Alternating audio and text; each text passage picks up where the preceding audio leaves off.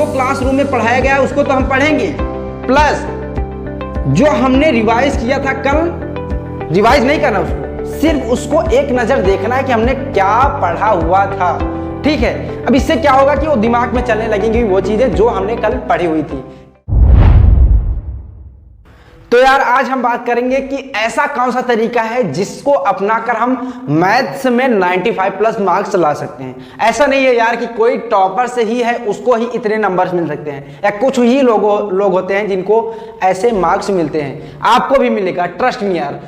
बस आपको जरूरत है किसी एक ऐसे स्ट्रेटजी की जिससे कि आपको बढ़िया से फ्लो मिल सके। ठीक है, तो वो स्ट्रेटजी मैं लेकर के आया हूं, क्योंकि इसी स्ट्रेटजी से मुझे भी 95 मार्क्स मिले थे। मुझे तो 95 मिले थे, आपको उससे ज्यादा मिलेंगे। ठीक है ना। तो यार अब हम बात करेंगे इस स्ट्रेटजी की। स्ट्रेटजी है क्या? देखो, सबसे पहले है कि एक्टिव इन क्लासरूम। अब ये कौन सी स्ट्रेटजी है?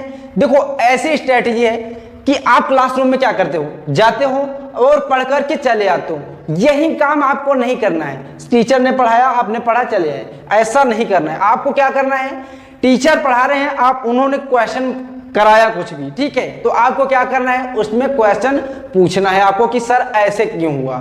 ठीक है, मतलब ऐसा नहीं है कि जबरदस्ती ही पूछ लो, ठीक है, लेकिन ये है कि आप ये चीज ध्यान रखो कि आपको क्वेश्चन जरूर करना है क्लासरूम में। एक्टिव रहने का ये मतलब है। ठीक है, तो ये आप ध्यान रखना, एक्टिव इन क्लासरूम आपको रहना है। अब बात करते हैं हम believe in your teacher. Believe in your teacher, इसका क्या मतलब है कि अब तो आप कहोगे कि active in classroom, believe in your teacher, ये कौन सी स्ट्रेटजी? ये स्ट्रेटजी है यार, ट्रस्ट मी। देखो, सबसे पहले हमने इसकी बात की, अब बात करते हैं बिलीव इन योर टीचर। इसका क्या मतलब है कि आप अपने टीचर पर विश्वास रखो। अब आप कहोगे कि सर हम तो अपने टीचर पर विश्वास रखते हैं। मैं कहता हूं कि तुम विश्वास नहीं रखते हो अपने टीचर पर। क्यों नहीं रखते हो? टीचर ने बताया कि चलो हाँ ये बच्चों इंपॉर्टेंट है, ठीक है, आप क्या करते हो, टिक कर लिया, हाँ ये इंपॉर्टेंट है, अब इसके आगे वो भूल जाते हो, अब जाने दो, एग्जाम के टाइम उसको देखेंगे। यही चीज आपको नहीं करना है। अगर उन्होंने बताया कि ये इंपॉर्टेंट है, एग्जाम में आने वाला है, तो उसको क्या करो, कल तक वो चीजें तैयार होनी चाहिए, नहीं तो एक बोझा बन जाएगा। आप क्या करोगे, एक महीने से पहले चलो भाई ये सब पढ़ लेंगे, ऐसा नहीं हो सकता यार, ये ध्यान देना। ठीक है, तो ये चीज आपको करनी पड़ेगी। ये दोनों चीजें तो बहुत ही इंपॉर्टेंट हैं। फिलहाल इंपॉर्टेंट सभी चीजें हैं। अब हम बात करते हैं रिवाइज डेली बेसिस। रिवाइज आपको करना है, रिवाइज आप करते भी होंगे, लेकिन कैसे करना है? सबसे पहले आपने जितना भी पढ़ा है आज की क्लासरूम में, वो चाहे जहां स्कूल, कोचिंग या ऑनलाइन क्लासेस, ठीक है, आपको क्या करना है, उन सारी सवालों को आपको रिवाइज करना है, मतलब कि सॉल्व करना है। ठीक है, उसके बाद जैसे आपने रिवाइज किया, आज फर्स्ट डे है, ठीक है, एक दिन रिवाइज किया, अब अगले दिन आपको क्या करना है, अगले दिन जो क्लासरूम में पढ़ाया गया है उसको तो हम पढ़ेंगे, प्लस जो हमने रिवाइज किया था कल, रिवाइज नहीं करना उसको, सिर्फ उसको एक नजर देखना है कि हमने क्या पढ़ा हुआ था। ठीक है, अब इससे क्या होगा कि वो दिमाग में चलने लगेंगी वो चीजें जो हमने कल पढ़ी हुई थी। ठीक है, ये समझ में आया? ऐसे ही आपको तीसरे दिन करना है। तीसरे दिन जो हमने पढ़ा है उसको, प्लस 2 दिन जो हमने रिवाइज किया है, उन दोनों को सिर्फ देखना है। ठीक है, मतलब एक ऊपर से नजर से देखना है, बाकी जो हमने आज पढ़ा है उसको रिवाइज करना है, बढ़िया से सॉल्व करना है। ये चीज समझ में आई? तो ये आपको डेली बेसिस पे रिवाइज करना है।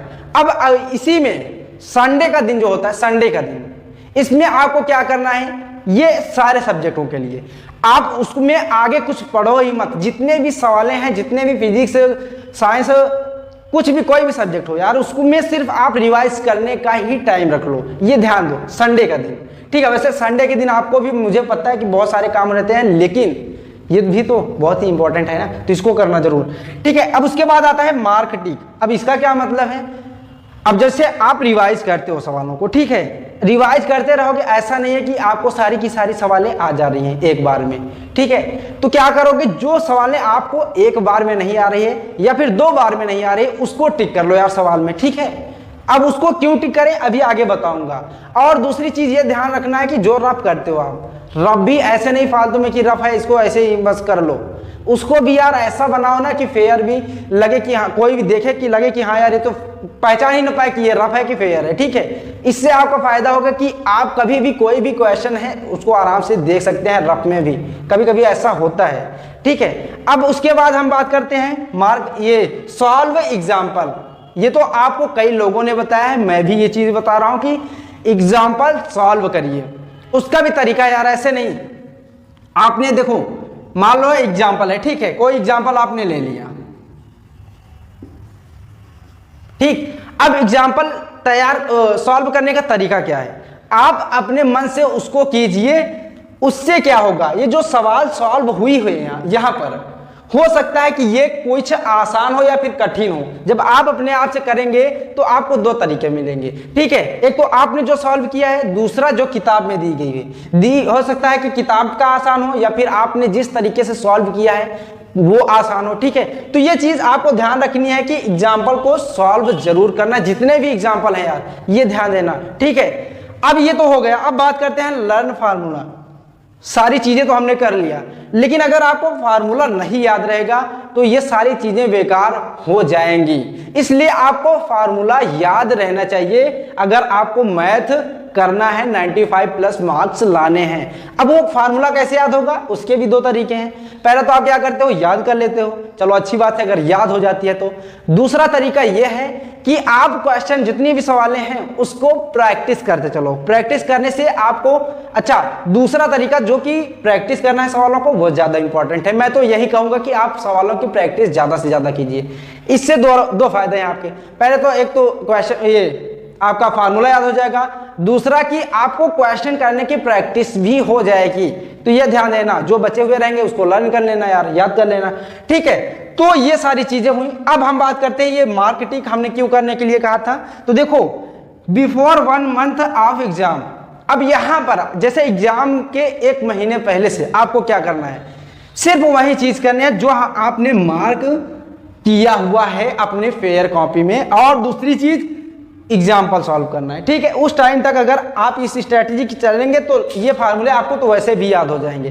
ठीक है, ये स्ट्रेटजी है, ठीक है ना। अब इसको जल्दी से फॉलो करो और जल्दी से अब पढ़ना स्टार्ट कर दो इस स्ट्रेटजी से, ठीक है ना। तो चलो अब जल्दी से जाओ पढ़ो बस।